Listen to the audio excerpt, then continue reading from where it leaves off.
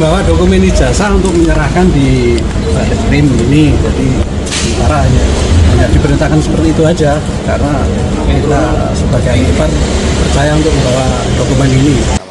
Bisa ditunjukkan biasanya apa? Selaku ipar dari Pak Jokowi langsung. Karena kan tentunya dokumen sensitif ya, jadi nggak mungkin dikirim pakai kurir kan. Jadi tentunya diberikan kepada pihak yang dipercaya oleh Pak Jokowi langsung untuk membawa itu dokumennya. Kita saat ini sudah pada sampai tataran pengujian secara saintifik terkait ijazah. Hadir pada hari ini memenuhi panggilan hanya 3 orang dari TPUA sendiri, yaitu Rustam Effendi, Damai Hari Lubis, dan Ibu Kurnia. Dikarenakan Bapak Rijal Fadila pasca memberikan keterangan di Mabes Polri 2 hari kemarin, itu pulang ke Bandung ditabrak oleh motor ya. Jadi kecelakaan, dan hari ini beliau masih dalam keadaan sakit dan tidak bisa memenuhi panggilan di Polda Metro Jaya pada siang hari ini. Bawa dokumen ijazah untuk menyerahkan di Barreskrim ini, jadi sementara hanya diperintahkan seperti itu aja karena kita sebagai ipar percaya untuk membawa dokumen ini. Sekarang sudah diserahkan ke Barreskrim, dan nanti untuk selanjutnya untuk bisa menerangkan adalah dari penasihat hukum maupun di Barreskrim. Hanya itu aja.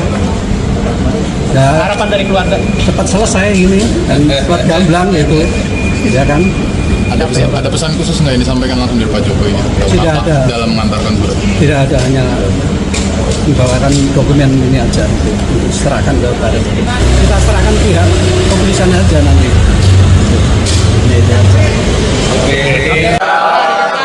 Bang, dikit bang. Pagi semua. Agenda hari ini tuh hanya kita memenuhi permintaan dari Barreskrim untuk menghadirkan dan membawa sejumlah dokumen, termasuk ijazah asli dari Pak Jokowi. Itu aja agendanya hari ini. Kita bersama ini kuasa hukum, ada juga perwakilan dari keluarga Pak Jokowi yang membawa langsung ijazahnya karena baru datang nih, barusan banget, baru landing hari ini, datang langsung ke sini. Perwakilan keluarga ada Pak Andri. Bisa ditunjukkan biasanya apa? Selaku ipar dari Pak Jokowi langsung.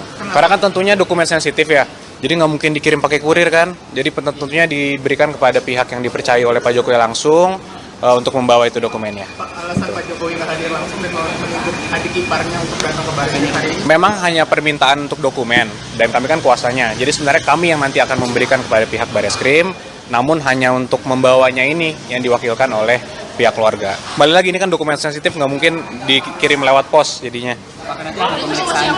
Belum tahu. Untuk teknisnya kita belum tahu nih.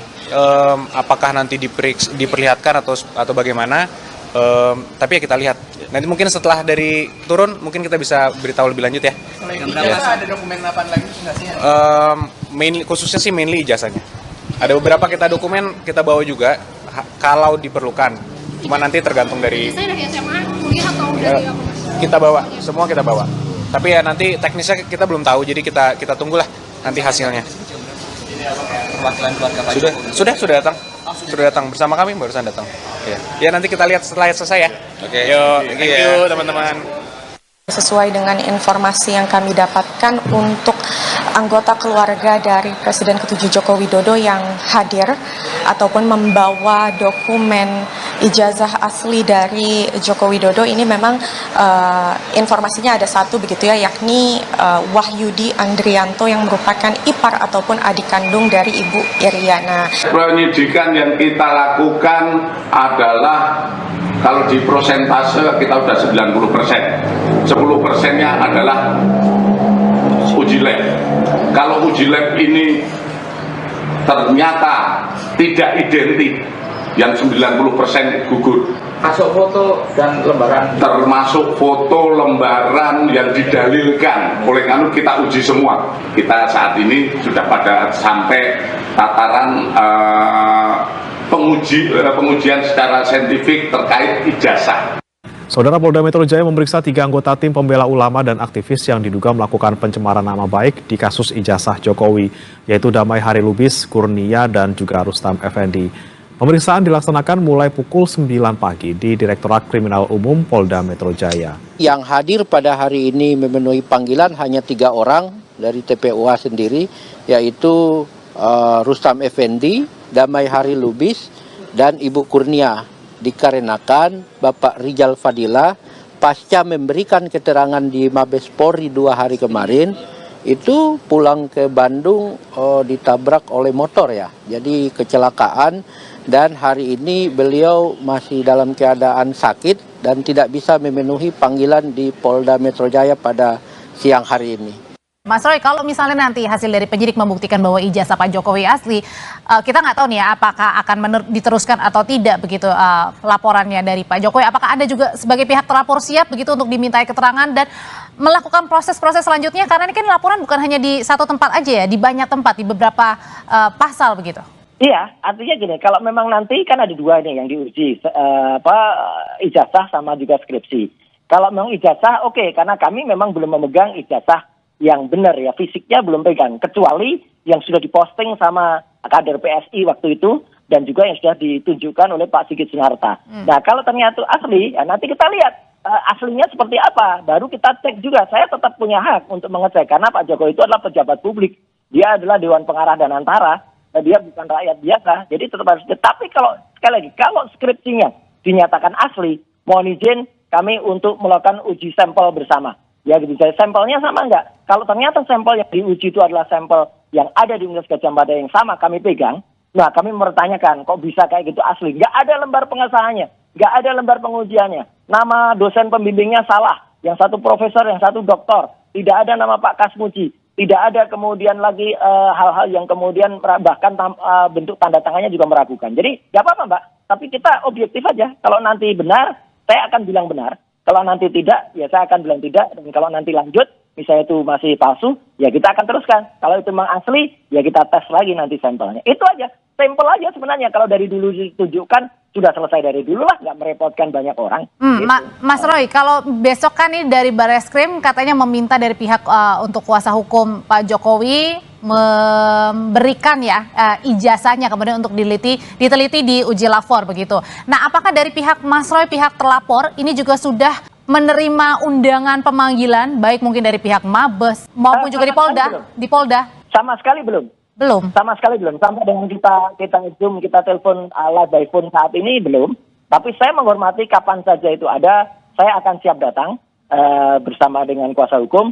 Dan juga makanya teman-teman yang sekarang sudah dipanggil pun juga datang gitu. Meskipun ada juga yang tadi mempertanyakan, ada yang tadi belum datang karena panggilannya klarifikasi kok sudah dijadikan saksi gitu. Kemudian kan udah ditaruh pasal-pasal yang pasal 32, 35 yang tidak ada hubungannya sama sekali. Kan kasihan para yang terperiksa tadi atau yang terklarifikasi tadi gitu. Mereka sama sekali tidak harus repot dengan adanya seseorang yang tidak menunjukkan ijazah, kok mereka malah sekarang malah jadi repot. Itu Mbak Audrey. Jadi kalau dari awal sekali lagi tidak bikin gaduh dengan sendirinya, ya tentu saja masyarakat tidak akan gaduh dan masyarakat tidak akan direpotkan dengan hal seperti ini. Oke, dengan cepatnya penyidik datang ke Solo, ke Jogja, kemudian akan segera juga melakukan uji lapor dan tadi dibilang 90%, artinya tinggal 10% lagi proses penyelidikannya. Nah, sejauh ini apakah menurut Mas Roy sendiri sudah puas begitu dengan kecepatan kinerja dari penyidik? Nah, kalau itu bagus. Sebenarnya ini bukan kecepatan ya. Laporan TPUA itu sudah dimasukkan bulan Desember 2024. Ya, jadi sebenarnya ini sudah 6 bulan ya, bulan Desember. Jadi tapi saya tetap appreciate ya. Saya tetap memberikan apresiasi kepada Badan Reserse Kriminal, Barreskrim, Mabes Polri yang telah melakukan itu. Setidak-tidaknya itu nanti akan berusaha kemudian untuk menguji terlebih dahulu apa yang dipermasalahkan, baik itu skripsi, apalagi ijazah. Tapi sekali lagi kalau skripsi, izinkanlah saya nanti tetap akan mengatakan kalau itu memang skripsi yang dinyatakan asli, yang padahal kami menyatakan 99,9% itu palsu, maka nanti kita perlu memperbandingkan. Tidak apa-apa yang namanya uji perbandingan itu sah-sah saja. Ya, kita punya ilmu, sana punya ilmu, kedua-duanya ilmu pengetahuan yang harus dihormati. Hasilnya itu mau banding lagi katanya, mau diuji lagi begitu. Apakah ini tidak keberatan bagi pihak Pak Jokowi dan kuasa hukum, Bang Rifai? Ya, kalau untuk kami tentunya kita kembalikan kepada pihak independen dalam hal ini Puslap Polri, karena kalau soal pendapat kita semua punya pendapat masing-masing dan kita semua juga punya versi ahli masing-masing gitu ya. sehingga tidak akan pernah ada jalan penyelesaiannya. Nah, untuk itu memang terbaik adalah kita kembalikan kepada Puslap Polri, sebuah lembaga yang memang memiliki kewenangan dan sudah menjalankan tugasnya berpuluh-puluh tahun ya. Yang tadi saya bilang untuk perkara-perkara yang jauh lebih pelik dari ini ya, mata uang palsu dan segala macam, mereka punya kemampuan dan juga sudah ilmunya juga multidisiplin ya.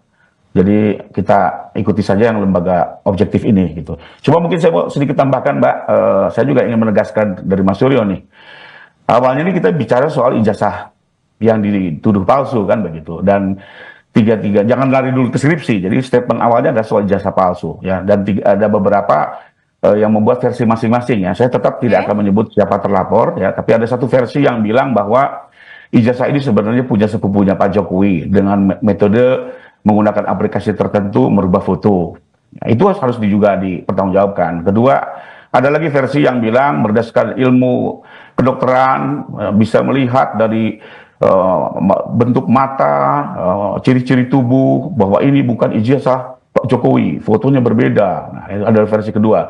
Ada versi ketiga juga yang bilang bahwa ini tidak ada tes Sumuramen pada saat itu di ijazah, ya. Nah, ini semua kan harus kita uji dulu nih, terkait dalil ijazah dulu, jangan lari-lari ke skripsi dulu nih. Apakah tiga dalil itu bisa dipertahankan? Ya, apakah betul-betul bisa dipertanggungjawabkan secara ilmiah? Ya, kami sendiri punya versi-versi yang berbeda, ya, bahwa dalil-dalil yang disampaikan itu tidak tepat, gitu ya. Karena misalnya itu font Times New Roman sudah dikenal dalam dunia percetakan sejak tahun 30-an di Eropa, di Indonesia itu sekitar tahun 70-an. Jadi, dan ijazah pun selama ini kan bukannya di print, tapi dicetak gitu.